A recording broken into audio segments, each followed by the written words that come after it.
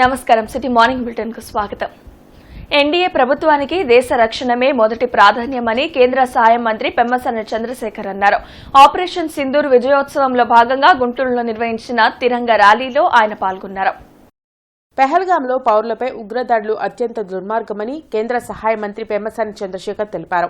హిందూ కళాశాల కూడలి నుంచి లార్జ్ సెంటర్ అంబేద్కర్ విగ్రహం వరకు ఆపరేషన్ సింధూర్ విజయోత్సవంతో పాటు దేశ సైనికులకు మద్దతుగా తిరంగా ర్యాలీ నిర్వహించారు. పెమ్మసానితో పాటు ఎమ్మెల్యేలు Burla Ramanjaneyulu, Naseer Ahmed, mayor Kovelamudi Ravindra, deputy mayor Sajjila, BJP నేతలు జూపూడి రంగరాజు, జయప్రకాష్ నారాయణ, జనసేన నాయకులు భోనబోయిన, గాదె వెంకటేశ్వరరావు, ఇతర కూటమి నేతలు పాల్గొన్నారు. ప్రధాని మోడీ నాయకత్వంలో భారతదేశం అన్ని రంగాల్లో సత్తా చాటుతూ ముందుకు సాగుతుందని, ఉగ్రదాడులను ఎట్టి పరిస్థితుల్లోనూ ఉపేక్షించేది లేదని నేతలు చెప్పారు. ఉగ్రవాదాన్ని అణిచివేసేందుకు ప్రధాని మోడీ తీసుకునే ప్రతి నిర్ణయానికి ప్రజలు సంపూర్ణ మద్దతు ఇవ్వాలని కోరారు. పాకిస్తాన్ ఉగ్రవాదంపై కాకుండా వాళ్ళ దేశాభివృద్ధిపై దృష్టి పెడితే బాగుంటుందని హితవు పలికారు.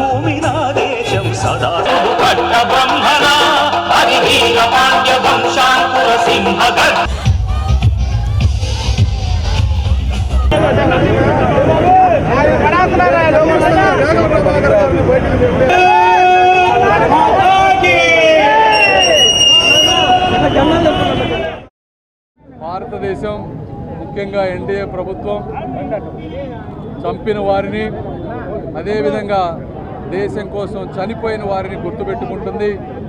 చంపిన వారిని ప్రపంచంలో ఎక్కడున్నా కూడా వేటాడుతుంది. అదేవిధంగా ప్రాణాలను అర్పించినటువంటి మురళీ నాయక్ లాంటి వ్యక్తులని గుండెల్లో పెట్టి చూసుకుంటుంది. భారత్ సింధూరం అనేది కేవలం సాంప్రదాయం మాత్రమే కాదు, దేశ ఐక్యతకు, జన్మభూమిని, భారతదేశ ప్రజలను, భవిష్యత్తును కూడా కాపాడేటువంటి ఒక బలమైన సంకల్పం అని ఈరోజు అందరూ గుర్తు చేసుకోవాలి. భారతదేశంలో ఉన్నటువంటి మహిళలు, పురుషులు ఏ స్ఫూర్తితో పెరుగుతున్నారో గుర్తుపెట్టుకోవాలి.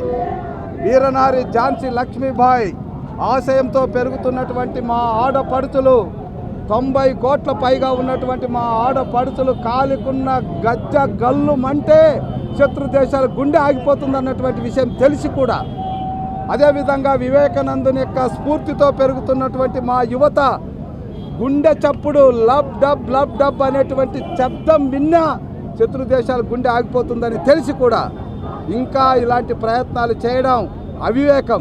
ఈ దేశాన్ని పాలిస్తున్నది ఒక ఉక్కు మనిషి.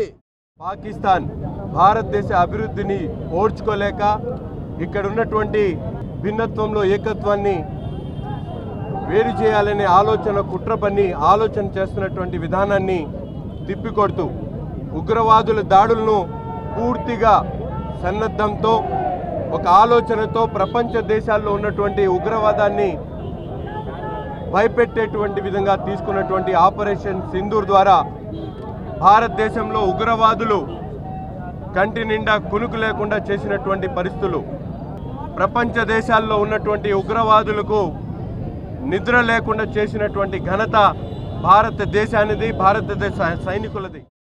మనందరికీ తెలుసు, ఈ ప్రపంచంలోనే భారతదేశం అంటే ఒక ధైర్య సాహసాలకి పుట్టినిల్లు. మనం చూసామన్న ఈ యొక్క త్రివిధ దళాలు ఏ విధంగా పోరాడినాయో టెర్రరిజం మీద మనందరం చూసాం. ముఖ్యంగా ఈ యొక్క త్రివిధ దళాలు ఉన్న సైనికులందరూ కూడా ఈ యొక్క విజయస్ఫూర్తి అందించేందుకు దేశ ప్రజల తరఫున మేమందరం కూడా ధన్యవాదాలు తెలియజేస్తున్నాం. అట్లాగే ఈ యొక్క ఐక్యమత్యత యొక్క ఇవాళ ఆపరేషన్ సింధూర్ విజయం ఎన్డీఏ విజయం. ఈ యొక్క ఎన్డీఏ విజయాన్ని ప్రజలందరూ కూడా హర్షిస్తున్నారు. పాకిస్తాన్ ఏదైతే ఉగ్రదాడికి పాల్పడిందో పహల్గాంలో, దానికి ప్రతీకార చర్యగా నరేంద్ర మోదీ గారి నాయకత్వంలో ఇవాళ భారత సైన్యం పాకిస్తాన్ మీద 9 చోట్ల కేవలం 27 నిమిషాల్లో 23 చోట్ల దాడులు చేసి పాకిస్తానీ ఎయిర్ బేసుల్ని కొల్లగొట్టడమే కాదు, అదేవిధంగా ఆ ప్రాంతంలో ఉన్నటువంటి టెర్రరిస్టులందరినీ కూడా ఎక్కడ దాక్కున్నా కూడా ఏరివేసేటటువంటి ప్రక్రియ ద్వారా భారత సైన్యం తీసుకున్నందుకు వారికి మద్దతుగా ఇవాళ పెద్ద ఎత్తున దేశవ్యాప్తంగా కూడా జరుగుతున్నటువంటి సంఘీభావ ర్యాలీ 2,25,00,000 వ్యయంతో ఏర్పాటు చేసిన గ్యాస్ ఆధారిత దహన వాటికను మేయర్ కోవెలమూడి రవీంద్ర, కమిషనర్ పులి శ్రీనివాసులు ప్రారంభించారు. బొంగరాలబీడులోని మహాప్రస్థాన సేవా కమిటీ ఆధ్వర్యంలో నిర్వహిస్తున్న శ్మశాన వాటికలో గ్యాస్ ఆధారిత దహన వాటికను ప్రారంభించారు. ఈ కార్యక్రమంలో ముఖ్య అతిథులుగా మేయర్ కోవెలమూడి రవీంద్ర, కమిషనర్ పులి శ్రీనివాసులు పాల్గొన్నారు. ఈ సందర్భంగా వారు మాట్లాడుతూ 14th ఫైనాన్స్ క్రింద 99.5 లక్షల కార్పొరేషన్ ద్వారా నిధులు సమకూర్చామని తెలిపారు. దాతల సహకారంతో మొత్తం 2,25,00,000 ఖర్చు చేసి కమిటీ సభ్యులు గ్యాస్ ఆధారిత దహన వాటికను ఏర్పాటు చేశారని అన్నారు. నగర అభివృద్ధి కోసం, సుందరీకరణ కోసం కార్పొరేషన్ ఖర్చు పెట్టేందుకు సిద్ధంగా ఉందని అన్నారు. ఈ కార్యక్రమంలో అధ్యక్షులు లక్ష్మణరావు, ఉపాధ్యక్షులు సుందరరామయ్య, ప్రధాన కార్యదర్శి యార్లగడ్డ అంకమ్మ చౌదరి, లంకా విజయసారథి, కె మాలకొండయ్య, రమణయ్య, గాంధీ, పార్థసారథి, ఎం మాలకొండయ్య, సుబ్రహ్మణ్యం, ఏలూరు నాగేశ్వరరావు తదితరులు పాల్గొన్నారు.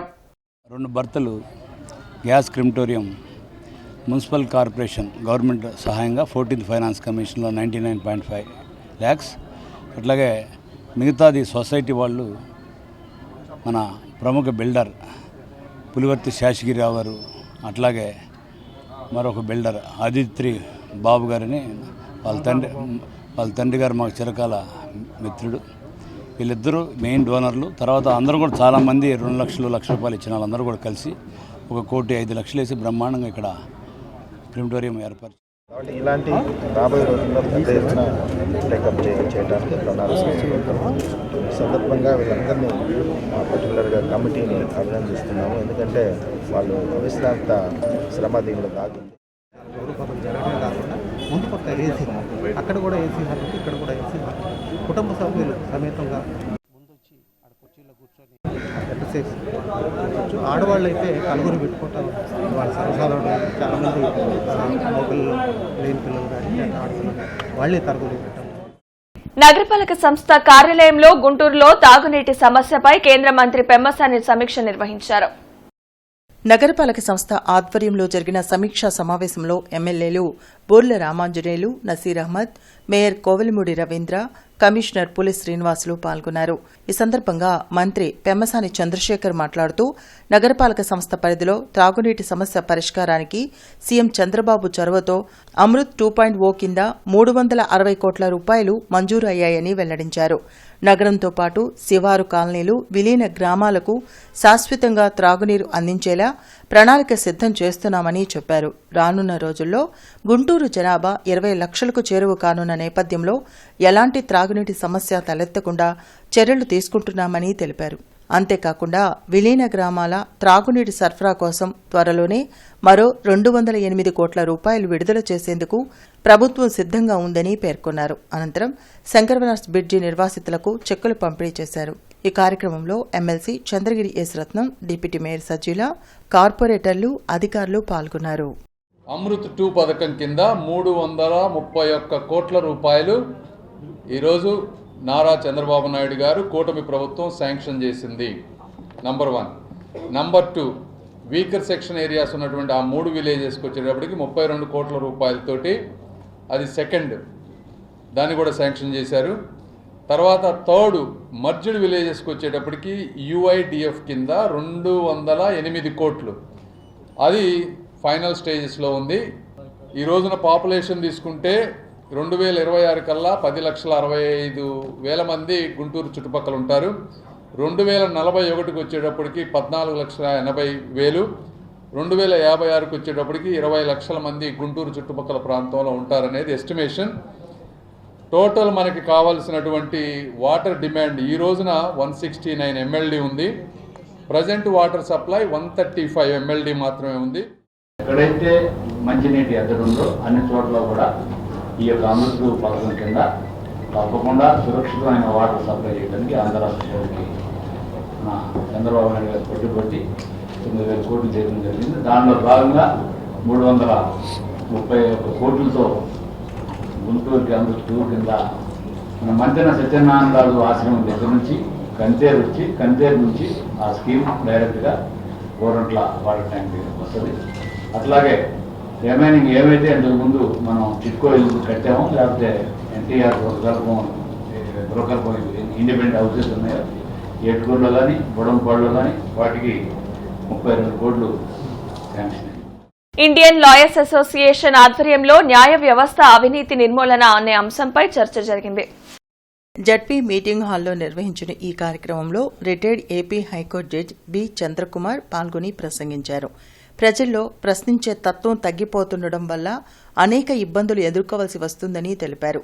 పర్యావరణ కాలుష్యం వల్ల కొత్త కొత్త వ్యాధులు ప్రబలుతున్నాయని చెప్పారు. కార్యక్రమంలో ఐలా రాష్ట్ర కమిటీ అధ్యక్షులు శాంతకుమార్, జిల్లా అధ్యక్షురాలు గీతావాణి తదితరులు పాల్గొన్నారు. పడవకు చిల్లి పడిందో ఆ చిల్లి కనుక పూడ్చకపోయినట్లయితే పడవలో ఏ మూలలో ఉన్నా ఎక్కడున్నా అందరూ కూడా మునిగిపోతారు. ఆ విషయాన్ని మనం సమాజం గమనించడం లేదు. ఎందుకంటే ఈరోజు చూడండి, ఢిల్లీ పట్టణంలోనే మొత్తం వాతావరణం కాలుష్యం అయిపోతున్నది. హైదరాబాద్ పట్టణంలో ఇంకా కొద్ది రోజులైతే మనకు అక్కడ కూడా వాతావరణ కాలుష్యం విపరీతంగా పెరిగిపోతున్నది. నేచర్ ఏదైతే నీకు గాలి ఇచ్చిందో, ఆక్సిజన్ మనకు దొరుకుతున్నదో, ఆక్సిజన్ తోటే అన్ని రకాల ఆరోగ్యాలు ఉంటాయి, అన్ని ప్రాణులు జీవిస్తారు, మనుషులు జీవిస్తారు. మరి మన పిల్లలకు మంచి ఆక్సిజన్ దొరకాలా దొరకద్దా అనేది ఆలోచించాల్సిన అవసరం లేదా? నాట్కో క్యాన్సర్ సెంటర్ సెమినార్ హాల్లో జరిగిన జీజీహెచ్ డెవలప్మెంట్ సొసైటీ మీటింగ్ లో కేంద్ర సాయ మంత్రి పెమ్మసాని చంద్రశేఖర్ ముఖ్య అతిథిగా పాల్గొన్నారు. జీజీహెచ్లో జరిగిన డెవలప్మెంట్ సొసైటీ సమావేశంలో MLA Naseer Ahmed, Purla Ramanjaneyulu, joint collector Bhargavateja, superintendent doctor Ramana SSV, DMNHO Vijayalakshmi, Tulasi Ramachandra Prabhu పాల్గొన్నారు. మంత్రి పెమ్మసాని చంద్రశేఖర్ ఆసుపత్రిలో ఉన్న పలు సమస్యలు, అభివృద్ది పనులు, సిబ్బంది నియామకాల గురించి అడిగి తెలుసుకున్నారు. అనంతరం మంత్రి పెమ్మసాని మాట్లాడుతూ, కూటమి ప్రభుత్వం అధికారంలోకి వచ్చిన తర్వాత జీజీహెచ్ ని యుద్ధ ప్రాతిపదికన అభివృద్ది చేస్తున్నామని చెప్పారు. శంకర్ విలాస్ బ్రిడ్జ్ వలన ప్రహరీ గోడ నిర్మాణానికి 80 లక్షలు కార్పొరేషన్ నుంచి ఇప్పించాలని కోరారని అన్నారు. క్యాన్సర్ సెంటర్ను 100 పడకలతో త్వరలో పూర్తి చేస్తామని హామీ ఇచ్చారు. వారికి కావాల్సిన కొన్ని వస్తువులు అడిగారని అన్నారు. నాట్కో ఎంతో ఖర్చు చేసి ఎన్నో అభివృద్ది పనులు చేస్తున్నారని వారికి ధన్యవాదాలు తెలిపారు. పేదవాళ్ళకి ఉపయోగపడే విధంగా ఎక్కడెక్కడ ప్రాబ్లమ్స్ ఉన్నాయో అవన్నీ సాల్వ్ చేయడానికి హాస్పిటల్ డెవలప్మెంట్ కమిటీ సొసైటీ అని ఫామ్ చేశాం. అందులో రెగ్యులర్గా ఎవ్రీ మంత్ వాళ్ళు మీట్ అవుతూ ఉంటారు. ఎవ్రీ క్వార్టర్కి ఒకసారి నేను కూడా కూర్చుంటూ ఉంటాను. దాదాపు చాలా ఇష్యూస్ అన్నీ రిజాల్వ్ చేసుకుంటూ వచ్చారు. ముఖ్యంగా ఈసారికి వచ్చేటప్పటికి ఈ శంకర్ విలాస్ బ్రిడ్జ్ వల్ల హాస్పిటల్ కాంపౌండ్ వాల్, ట్రాన్స్ఫార్మర్లు అవన్నీ స్విచ్ చేయాల్సి వస్తుంది. ఒక 80 లక్షలు ఖర్చు అవుతుంది. దానికి కోఆర్డినేషన్ మున్సిపాలిటీ నుంచి కావాలని అడిగారు. అదేవిధంగా ఒక 60 ఏసీలు కావాలని అడిగారు. అవి దాదాపుగా ఒక 30-40 ఆల్రెడీ ప్రొక్యూర్ చేశారు. ఇంకొక 20 కావాలంటా ఉన్నారు. ఇవే కాకుండా ఇప్పుడు ఈ రోజున క్యాన్సర్ హాస్పిటల్ బిల్డ్ చేస్తూ ఉన్నారు 150 బెడ్లతోటి. అది వచ్చేటప్పటికి ఇంకొక 6 నుంచి 7 to 9 months అది కంప్లీట్ చేస్తారంటున్నారు. ఈ క్యాన్సర్ సెంటర్ని కూడా లెవెల్ 1 క్యాన్సర్ సెంటర్గా అప్గ్రేడ్ అవుతుంది. పేదలకు ఇంటి స్థలాల సాధన కోసం రేపు తహసీల్దార్ కార్యాలయం వద్ద జరగబోయే ధర్నాలో అందరూ పాల్గొని జయప్రదం చేయాలని సిపిఐ జిల్లా కార్యదర్శి జంగాల అజయ్ కుమార్ పిలుపునిచ్చారు. కొత్తపేట మల్లెలింగం భవన్లో జరిగిన మీడియా సమావేశంలో జిల్లా కార్యదర్శి జంగాల అజయ్ కుమార్, నగర కార్యదర్శి కోట మాల్యాద్రి మాట్లాడారు. ఎన్నికల సమయంలో చంద్రబాబు ఇచ్చిన హామీలను అమలు చేయడం లేదని ధ్వజమెత్తారు. సిపిఐ తరపున ఇల్లు లేని పేదలందరి చేత అర్జీలు పెట్టించామని అన్నారు. కూటమి అధికారంలోకి వచ్చి 10 నెలలు గడిచినా పట్టించుకోలేదని, అందుకే మే 19వ తేదీన రాష్ట్ర వ్యాప్తంగా అన్ని తహసీల్దార్ కార్యాలయాల వద్ద ధర్నా చేయనున్నామని తెలిపారు. ఈ కార్యక్రమంలో ఆకిటి అరుణ్ కుమార్, రామకృష్ణ తదితరులు పాల్గొన్నారు. రాష్ట్ర వ్యాప్తంగా ఎవరైతే ఇల్లు లేని పేదలు ఉన్నారో వాళ్ళందరితోటి స్థానిక సచివాలయాల్లో అలాగే తహసీల్దార్ కార్యాలయాల్లో అర్జీల్ని దాఖలు చేయడం అనేది జరిగింది. కానీ సంవత్సరం దాటిపోతున్నప్పటికీ ఇప్పటివరకు కూడా దానిపైన సానుకూలమైనటువంటి స్పందన లేని కారణంగా మేము ప్రభుత్వాన్ని డిమాండ్ చేస్తూ 19వ తేదీన లబ్ధిదారులందరినీ సమీకరించి పెద్ద ఎత్తున రాష్ట్ర వ్యాప్తంగా జిల్లా వ్యాప్తంగా ధర్నా కార్యక్రమాల్ని నిర్వహిస్తూ ఉన్నాం. పాస్టర్ ప్రవీణ్ పగడాల సంస్మరణ సభను ఈ నెల 23న గుంటూరులో నిర్వహించనున్నారు. ఎల్ఈఎం స్కూల్ గ్రౌండ్లో జరిగే ఈ కార్యక్రమంలో క్రైస్తవులు పెద్ద సంఖ్యలో పాల్గొనాలని క్రైస్తవ హక్కుల పరిరక్షణ కమిటీ రాష్ట్ర అధ్యక్షులు ప్రేమ్ జ్యోతిబాబు, గుంటూరు జిల్లా క్రైస్తవుల సంఘం అధ్యక్షులు మార్కుబాబు కోరారు. గుంటూరులో వారు మీడియాతో మాట్లాడారు. క్రైస్తవులు తమ ఐక్యతను చాటడం ద్వారా తమ హక్కులను కాపాడుకోవచ్చని అన్నారు. పాస్టర్ ప్రవీణ్ పగడాల గారి సంస్మరణ సభ ఈ నెల 23వ తారీఖున గుంటూరులో గల ఎల్ఈఎం స్కూల్ గ్రౌండ్స్లో జరపబడుతుంది.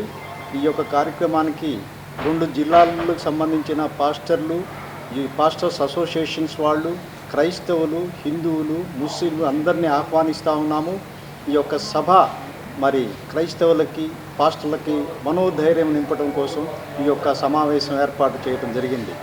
ఈ యొక్క కార్యక్రమానికి అందరూ హాజరయ్యి సంస్మరణ సభను జయప్రదం చేయవలసిందిగా నేను అందరినీ కోరుతా ఉన్నాను. యావత్తు క్రైస్తవ సమాజం అంతా కూడా మరి 23వ తారీఖున ఎల్ఈఎం స్కూల్లో సాయంత్రం 5 గంటలకు జరుగుతున్న ఈ యొక్క సంస్కరణ సభలో అందరూ ఏకమయ్యి మన డిమాండ్లను, మన ఐక్యతను మనం చాటుకుందాం. మరి చుట్టుపక్కల ఉన్న అనేక మంది Roman Catholic, Lutheran, Baptist, UPF, GPS, EPF, విజయడైన pastors fellowship, rural pastors fellowship మండలాలన్నీ కలుపుకొని ఒక ఐక్యతను చాటుచూ ఈ యొక్క సభను ఏర్పాటు చేసాం కనుక అందరూ కూడా ప్రేమపూర్వకంగా ఆహ్వానిస్తున్నాము. వచ్చిన వారందరికీ ప్రేమ విందు కలదు కనుక మరి యొక్క సభను జయపదం చేయవలసిందిగా ప్రతి ఒక్కరిని కోరడం జరుగుతున్నది. ఆంధ్రప్రదేశ్ రాష్ట్ర ఎయిడ్స్ నియంత్రణ సంస్థ ఆదేశాల మేరకు జిల్లా వైద్య ఆరోగ్య శాఖ, జిల్లా ఎయిడ్స్ నివారణ మరియు నియంత్రణ సంస్థ ఆధ్వర్యంలో కేపీ ఈవెంట్స్ కళా బృందంతో వీధి నాటకం ద్వారా హెచ్ఐవి ఎయిడ్స్ పై అవగాహన కార్యక్రమాన్ని నిర్వహించారు.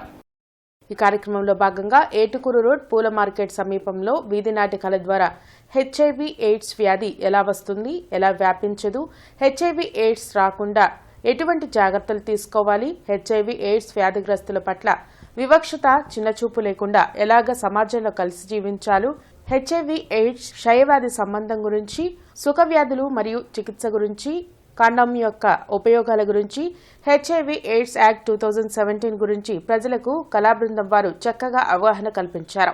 కార్యక్రమంలో KMM project manager M Surendra, ANM Mariyamma, ORWS Baburao, Mangamma, PV Rama, O Ramana తదితరులు పాల్గొన్నారు.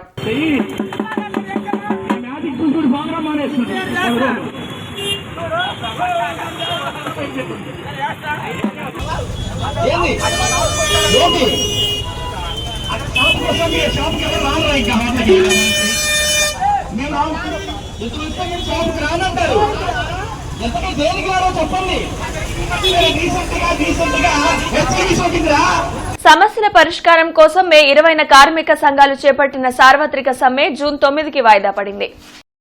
దేశంలోని వాతావరణ పరిస్థితుల కారణంగా సార్వత్రిక సమ్మెను వాయిదా వేసినట్లు సిఐటియు నేత లక్ష్మీనారాయణ తెలిపారు. గుంటూరులోని సిఐటియు కార్యాలయంలో ఆయన మీడియాతో మాట్లాడారు. కార్మిక కోడ్లను నిలుపుదల చేయడంతో పాటు నల్ల వ్యవసాయ చట్టాల అమలును ఆపివేయాలని డిమాండ్ చేశారు. జూలై 9వ తారీఖు మార్చబడింది. ప్రధానంగా కేంద్ర ప్రభుత్వం 3వసారి అధికారంలోకి వచ్చిన తర్వాత 4 లేబర్ కోడ్స్ను ఇంప్లిమెంట్ చేసి కార్మికులను ఆధునిక బానిసలుగా మార్చే విధానాన్ని రూపకల్పన చేసింది. ఈ లేబర్ కోడ్స్ రద్దు చేయాలనే ప్రధాన డిమాండ్స్తో జరిగే సమ్మె జూలై 9న జరగబోతుంది. అయితే 20వ తారీఖున అన్ని మండల, పట్టణ కేంద్రాల్లో నిరసన కార్యక్రమాలకు ఆల్ ట్రేడ్ యూనియన్స్ పిలుపుకోవడం జరిగింది. దానిలో భాగంగా గుంటూరులో మే 20వ తారీఖున ఉదయం 10 గంటలకు లాడ్జ్ సెంటర్ నుంచి శంకర్లాస్ వరకు ఆల్ ట్రేడ్ యూనియన్స్ ఆధ్వర్యంలో లేబర్ కోడ్స్ రద్దు చేయాలని, కార్మిక చట్టాలు అమలు చేయాలని చెప్పేసి కోరుతూ, అదేవిధంగా ఈ లేబర్ చట్టాలు కనుక అమలైతే 8 గంటల పని విధానం, అదే సమ్మె చేసే హక్కు, సంఘం పెట్టుకునే హక్కు కూడా రద్దు అవుతున్నాయి. కాబట్టి ఇటువంటి కార్మిక వ్యతిరేక చర్యలను విడనాడాలని చెప్పేసి కోరుతూ జరిగే ప్రదర్శనలో కార్మికులు, ఉద్యోగులు పెద్ద సంఖ్యలో పాల్గొని జయప్రదం చేయాలని చెప్పేసి ఈ నెల 20న జరగాల్సిన సార్వత్రిక సమ్మె జూలై 9కి వాయిదా పడింది. ఈ నేపథ్యంలో కార్పొరేషన్ ఉద్యోగులందరూ ఈ నెల 20న విధులకు హాజరు కావాలని సిపిఐ నగర కార్యదర్శి కోట మాల్యాద్రి తెలిపారు. మలేరియా డివిజన్ వద్ద జరిగిన సమావేశంలో ఆయన కార్మికులను ఉద్దేశించి మాట్లాడారు. మరి కేంద్రంలో మరి మోడీ గారు అధికారాలకు వచ్చిన తర్వాత చట్ట సవరణలు ఎక్కువైపోయినాయి. 29 ఉన్నట నుండి జీవోలు ఏదైతే పోరాడి సాధించుకున్నామో ఆ జీవోలన్నీ కూడా రద్దు చేశారు. 4 కోళ్లుగా మరి ఉన్న పరిస్థితి. ఈ 4 కోళ్లని మరి రద్దు చేసి పాత పోరాడి సాధించుకున్న జీవోలని అమలుపరచాలని, అలాగే పిఎఫ్ సంబంధించి, ఈఎస్ఐ సంబంధించి, గ్రాట్యుటీకి సంబంధించి, యూనియన్ల ఏర్పాటుకు సంబంధించి కూడా గతంలో 7 ఉంటే యూనియన్ ఏర్పాటు చేసుకుంటే ఈరోజు 100 మంది కావాలంటా ఉన్నారు. ఇట్లాంటి స్థానిక బృందావన్ గార్డెన్స్ శ్రీ వెంకటేశ్వర స్వామి ఆలయ ప్రాంగణం అన్నమయ్య కళావేదికపై శనివారం జరిగిన పార్వతీ కళ్యాణం సంగీత రూపకం ప్రేక్షకులను ఆకట్టుకుంది. తొలుత ఆలయ కమిటీ సహాయ కార్యదర్శి ఊటుకూరి నాగేశ్వరరావు, విద్యావేత్త నూతలపాటి తిరుపతయ్య జ్యోతి ప్రజ్వలన చేసి కార్యక్రమాన్ని ప్రారంభించారు. ప్రముఖ గాయకులు కంభంపాటి సోదరులు కృష్ణాదిత్య, కృష్ణ శశాంకులు తమ గాత్రధారణలో పలు గీతాలను ఆలపించి ఆహుతులను రంజింపచేశారు.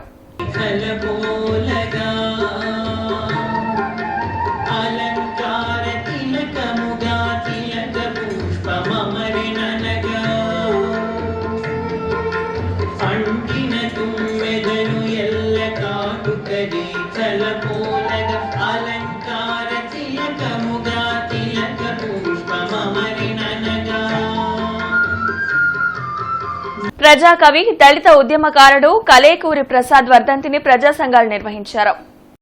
లార్జ్ సెంటర్లోని అంబేద్కర్ విగ్రహం వద్ద కలేకూరి చిత్రపటానికి ప్రజా సంఘాల నాయకులు పుష్పాంజలి ఘటించి నివాళులర్పించారు. దళితులపై జరిగిన దమనకాండలను తన రచనల ద్వారా సమాజానికి కలేకూరి తెలిపారని గుర్తు చేశారు.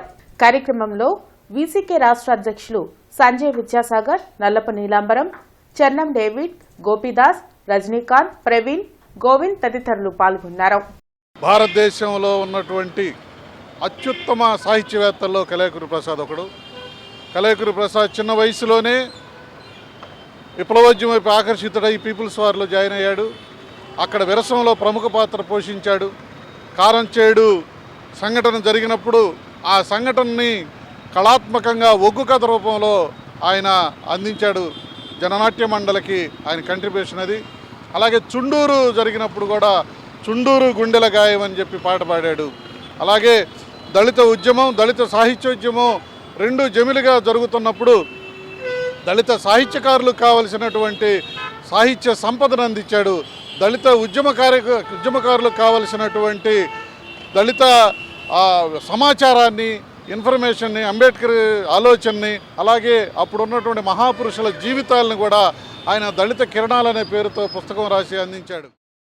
ఆయన కారంచేడు ఉద్యమాల్లో కానీ అట్లానే చుండూరు ఉద్యమాల్లో కానీ అనేకమైన బహుజనుల గురించి, దళితుల గురించి పాటలు పాడి నిరంతరం సమాజం కోసం ఆలోచించి చిన్న వయసులో మరణించాడు. అటువంటి మేధావుల్ని ప్రతి ఒక్కరు కులాలు లేకుండా, మతాలు లేకుండా వాళ్ళకి కనీసం మనం ఏమిచ్చి రుణం తీర్చుకోలేం కాబట్టి వాళ్ళకి నివాళులర్పించాల్సిందిగా ప్రతి ఒక్కరు తెలియపరుస్తున్నాం. స్టాండప్ కామెడీ కాంపిటీషన్లు భారతీయ విద్యాభవన్లో నిర్వహించారు. కిడ్స్ ఎడ్యుకేషనల్ ఇన్స్టిట్యూషన్స్ చైర్మన్ కోయ సుబ్బారావు, డాక్టర్ రామ్కుమార్, విజయ్ కుమార్, రామచంద్రరాజు తదితరులు పాల్గొని కార్యక్రమాన్ని ప్రారంభించారు. ఆరోగ్యంగా ఉండాలంటే ప్రతి ఒక్కరూ జీవితంలో హాస్యం తప్పనిసరని కోయ సుబ్బారావు తెలిపారు. గుంటూరులో వివిధ రంగాల్లో కళాకారుల టాలెంట్ ను వెలికితీసేందుకు తాము ఇలాంటి కార్యక్రమాన్ని నిరంతరం నిర్వహిస్తున్నట్లు రామచంద్రరాజు చెప్పారు.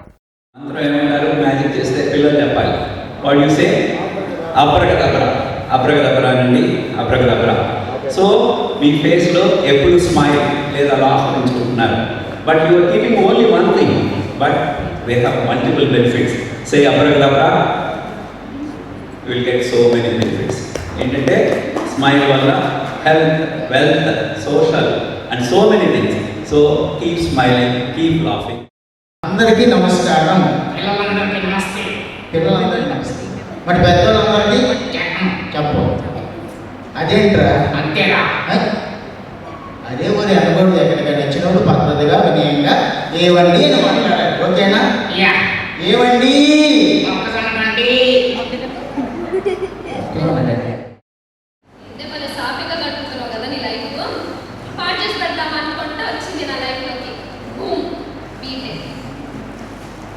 బీటెక్ పేరు ఇంకా బీటెక్ బాధ్యతలు ఎక్కడ చూసినా బీటెక్కే. 100 మందిలో 100 మంది బీటెక్ వాళ్ళే. ఏదో మేబీ మనోళ్ళు డాక్టర్ లేకపోతే బీబీఏలో ఇంకేదో తీసుకుంటారు. సరే బీటెక్ బాగానే ఉంటుంది, ఎవ్రీథింగ్. అసలు స్టార్టింగ్ ఎట్లా ఉంటుంది అంటే అబ్బా ఇంత ఈజీగా ఉంది ఏంటి, అసలు పేపర్స్ వాళ్ళే ఇంపార్టెంట్ లిస్ట్ ఇచ్చేసారు, అన్ని వాళ్ళే ఇచ్చేసారు, రాసేద్దాం నిలదీద్దాం అనుకోదామా. తర్వాత మన అక్షరకళ గారు వచ్చారు.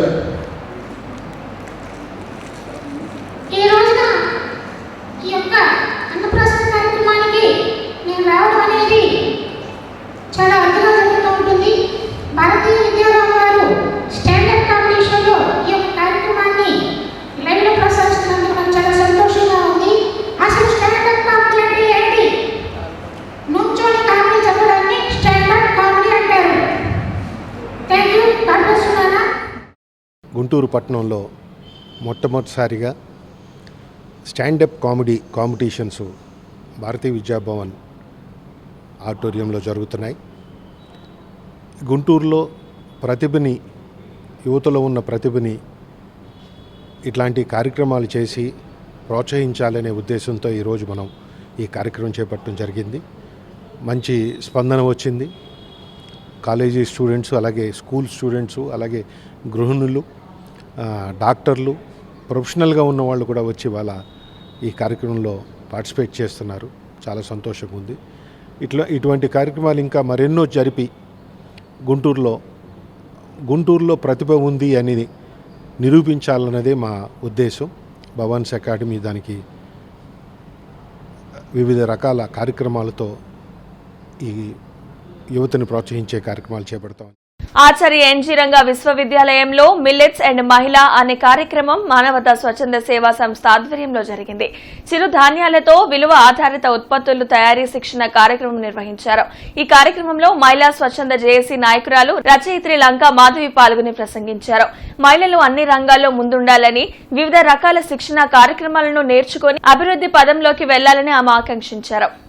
మీరు ఈ పని నేర్చుకొని మీరు మళ్ళీ ట్రైనింగ్ ప్రోగ్రామ్ మీరు టీచర్గా ఎదగాలన్న ఆకాంక్ష కూడా మాలో ఉంది. మీరు వచ్చినందుకు అందరికీ కూడా మానవత తరపున ధన్యవాదాలు తెలియజేస్తున్నారు. మీకు ఎప్పుడు ఏ ప్రోగ్రాంలో కూడా మీకు మేము కావాలి అనుకుంటే మా సేవ ఎప్పుడు తెలిసి ఉంటే నా మొబైల్ నెంబర్ చెప్తున్నాను.